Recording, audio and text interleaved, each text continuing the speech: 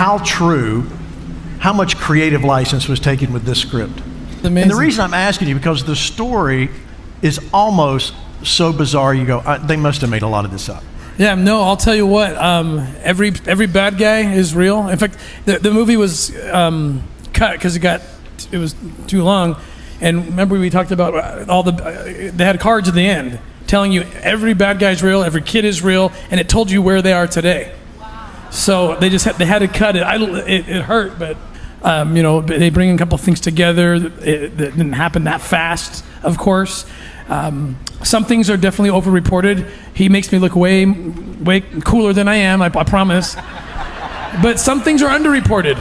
Like, we didn't rescue 54 kids on that island operation. We rescued over 120. There's a documentary coming out called Triple Take, which tells everything that happened on that island. So, there's a statistic at the end of the film that comes up that the first time I saw it, I had no idea it was at that level. Again, it's 152 million? Billion. With a B. 152 billion. That's what those traffickers make. You know, the film shines a spotlight on, and you just said that, Tim, about on this industry that we all kind of had an understanding of, that this was out there, more so recently, but we have this, and I say we, I'm thinking most Americans, and I know we have other countries watching, and it may be this way for you too, but most people believe, oh yeah, you know, it's horrible what they're doing over there in South America and what they're doing in Colombia. The reality of it being in America is something that it's been so far undercover that most of us had no idea it was at that level. U.S. is the #1 consumer of child sex in the world. So did you get that? That was the hard part that I was stunned by. The United States is the #1 consumer of child sex, and Mexico is the #1 provider. When did you started this gathering? An hour ago? Yeah. Okay, an hour ago. Almost. In Mexico, 6 children disappear. We started this gathering. In 20 more minutes, one more, and then 20 more minutes, one more, and then one more, and then one more. 57 a day, 21,000 a year. Those are the official numbers. I think it's more than that. And my hope as a filmmaker is that when people see this movie, they will leave the theater not only entertained, they will leave the theater wanting to do something, asking the same question, God, what can I do to end this? Enough is enough. I want to do something for these children, because God's children are not for sale.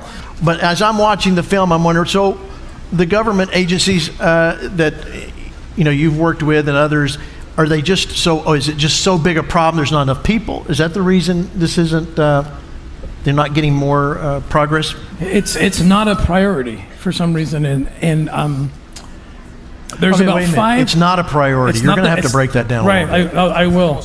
Okay. So there's about, last I checked, the numbers are roughly about 5 anti-drug agents in the United States for every 1 anti-child trafficking exploitation investigator. It's crazy. Look what's happening right now at our southern border. I was 10 years on that border. 85,000 unaccompanied minors just in the last year or two that show up. Thousands are 5 years old or younger. What are they doing? The economics of this whole thing tells us we are the #1 demand for child sexual exploitation material in the world. Thousands, tens and tens of thousands of kids are coming and disappearing. Let me tell you how it works if you don't know. They kidnap a kid in Central America or wherever, and they just little safety pin a name, the sponsor, put the name in the pocket. The 5-year-old shows up, the 10-year-old, whatever, and Health and Human Services has to take the kid, call the number, and your taxpayer dollars will then pay for the final leg of that trafficking experience when the kid put on a bus, on a plane, and taken to whoever's name is on there. And these kids, these poor children who are coming into our country because we won't enforce. If we enforced, they wouldn't be incentivized to come. But because there's no incentive to do anything but come, I mean, these traffickers are making $14 million a day. These kids, our policies are facilitating and even paying for child trafficking right here at home.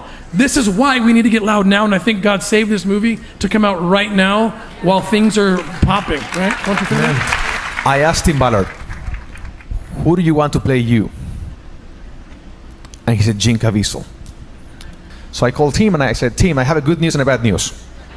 Good news, Jim is in. The bad news, what I thought was a bad news, you see the story. I think his wife saw Narcos Colombia on Netflix, and she doesn't want him to go there. She's not comfortable him going to Colombia film this movie. So what can we do? And he said, let me think about it. Tell them if 30 ex-Navy SEALs will be enough to protect him. How many? 30 ex-Navy SEALs. Okay, so I passed the message. Done. So we're in Colombia filming, right? 3 weeks later, after filming the movie, half of them are not on the set. And I don't want to tell Jim anything, but I know, as a producer, I know who's on set. So it's 200 people on set, and I noticed that half of those guys were not on set. So I didn't ask Tim anything, so I pretend like nothing happened. And month and a half later, I'm reading a local newspaper that it says 23 traffickers were arrested, 200 children were rescued from, they were kidnapped for sexual exploitation for this tourism in Cartagena. I run to see Tim. I said, brother, this is like the movie. And he smiles and he said, that was us. On set, while we were filming this movie, 200 children were saved, were rescued in Cartagena, Colombia. So God bless you, brother. God bless your wife. There's a cap on how well, right now we're ahead quite a bit on the film behind us, but there's a wall that we can't get through, and that there's a cap on how much we can do opening weekend, which is essentially probably $8 million. So there's a huge movement behind it, but we got to blow through that wall, and we need your help to do that. Now, all of you saw the movie. Can you tell them, by your enthusiasm right now, how important this film is? Because you all just watched the movie. Can you tell the people, those million people that are watching right now, how bad they need to see this?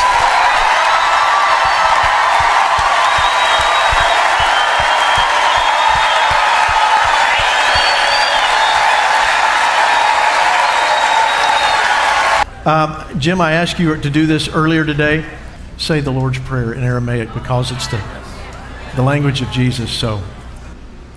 Hosina otiaboy Kuma bezrathi Shambreni meresha tesha taminu alai Akakasaya no shiadanai Akakasiti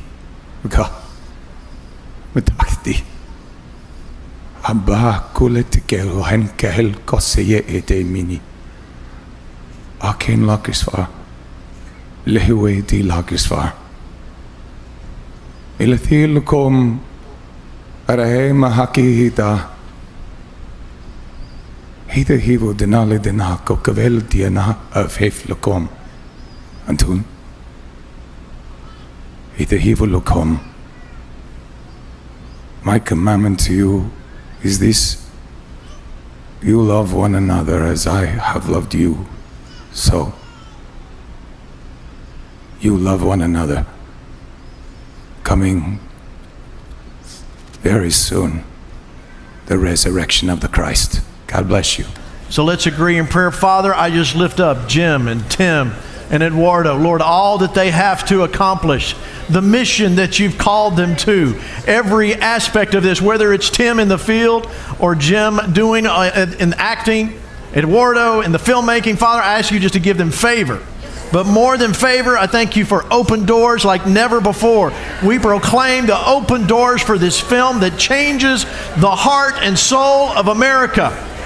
And Father, I thank you for the children that will come to be saved through this and then come to know you through this. So Father, I thank you as we send these gentlemen forth. We do not say goodbye, but we send them forth in the name of Jesus. Be blessed.